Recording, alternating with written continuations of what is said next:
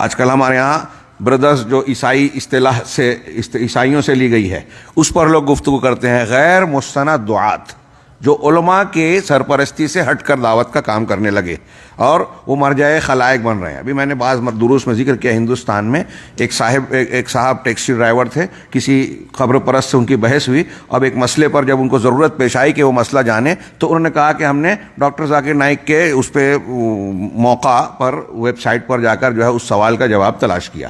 تو عام آدمی کے سامنے جب داعی کی حیثیت سے ان کا تعارف ہوا اور وہ دین کے نمائندہ بن کر سامنے آئے تو وہ فَاسْأَلُوا اہل ذکر کا عمل کرنے کے لیے ان غیر مستند مفتیان اور دعات کی طرف رجوع کرنے لگے.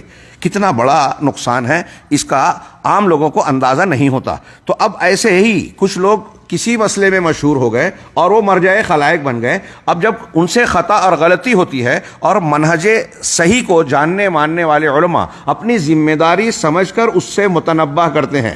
ہمارے علماء سلف میں لوگوں نے یہ لکھا کہ کتاب ایسی کتابیں جس سے لوگوں کو پرہیز کرنا چاہیے, بچنا چاہیے, ڈرنا چاہیے. وہ علماء جن کی مجلسوں میں نہیں جانا چاہیے, امام احمد بن حنبل, امام ابن مدینی اور ایسے بڑے بڑے محدثین اور کبار ائمہ جو گزرے ہیں, وہ سختی سے منع کرتے تھے اہل بدعت کی مجلسوں میں شریک ہونے سے. آج ہمارے ہاں لوگ پڑھ رہے ہیں, سن رہے ہیں, ان کو لائک کر رہے ہیں, اور یہ اللہ کے نبی صلی اللہ علیہ وسلم کی حدیث میں, قرآن میں موجود ہے کہ وَإِذَا رَأَيْتُمْ کیا رَأَيْتُمُ الَّذِينَ يَخُوضُونَ فِي آيَاتِنَا, ہاں کیا ہے,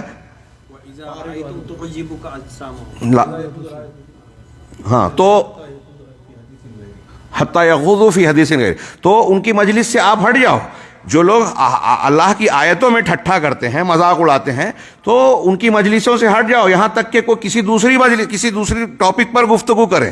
اللہ تعالیٰ نے, نبی صلی اللہ علیہ وسلم نے اور پھر سلف نے اس سے بہت سختی سے منع کیا. آج اسی پر عمل کرتے ہوئے, سنت پر اور حکم پر عمل کرتے ہوئے اگر کوئی کسی کے بارے میں تنبیہ کرتا ہے تو ہمارے یہاں, میں ابھی شیخ نے بتایا کہ زیادہ تر یہاں دعات اور اہل علم موجود ہیں. ہاں, یہ بات میں بہت نزاکت کے ساتھ اور گہرائی کے ساتھ محسوس کرنا چاہیے کہ یہ معاملات بہت ہی اہمیت کے حامل ہیں, مہم ہیں. اگر ہمارا کوئی داعی اس قسم کی قربانی دے کر وہ کسی کا رد کر رہا ہے تو وہ خود ایک قربانی دے رہا ہے.